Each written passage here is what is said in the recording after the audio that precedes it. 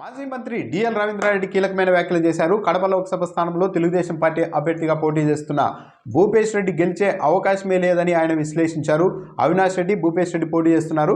భూపేష్ రెడ్డి అనే వ్యక్తి అసలు ఇమ్మెటీరియల్ అంటూ డిఎల్ చెప్పారు. అక్కడ ఆయన గెలిచే అవకాశమే లేదు, పరిస్థితి లేదంటూ కూడా మాట్లాడారు.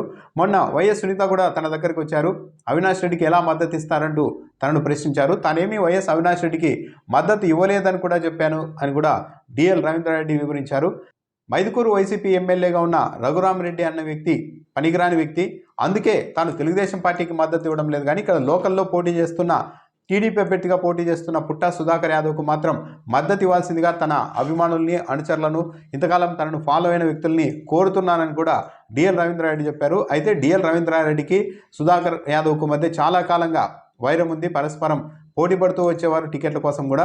అలాంటిది ఇప్పుడు హఠాత్తుగా డిఎల్ రవీంద్రారెడ్డి తెలుగుదేశం పార్టీకి తాను మద్దతు ఇవ్వడం లేదు, కానీ స్థానికంగా సుధాకర్ యాదవ్కు మాత్రం మద్దతు ఇస్తున్నానని చెప్పడం ఆసక్తికరంగా ఉంది. ఇందుకోసం తన దగ్గరికి ఏమీ బ్రోకర్లు కూడా రాలేదంటూ కూడా డిఎల్ఏ చెప్తూ ఉన్నారు నిన్న. ఇది కూడా ఒక ఆసక్తికరమైన పరిణామం. దాంతోపాటు బీజేపీతో పొత్తు పెట్టుకున్న తర్వాత తెలుగుదేశం పార్టీకి బాగా నష్టం జరిగిందని కూడా డిఎల్ చెప్తున్నారు. తెలుగుదేశం పార్టీ జనసేనతో పొత్తు పెట్టుకోకపోయినా కూడా గెలిచి ఉండేది తెలుగుదేశం పార్టీ. కానీ బీజేపీతో పొత్తు పెట్టుకోవడం వల్ల 30 నియోజకవర్గాల్లో మైనార్టీలు వ్యతిరేకమయ్యారు. అక్కడంతా తెలుగుదేశం పార్టీకి నష్టం జరగబోతోంది.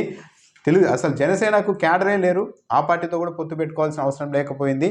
లేకున్నా కూడా గెలిచేవాళ్ళు. అసలు చంద్రబాబు లాంటి మేధావి బీజేపీతో ఎందుకు పొత్తు పెట్టుకున్నారో అర్థం కావడం లేదు. ఇది ఒక దురదృష్టం.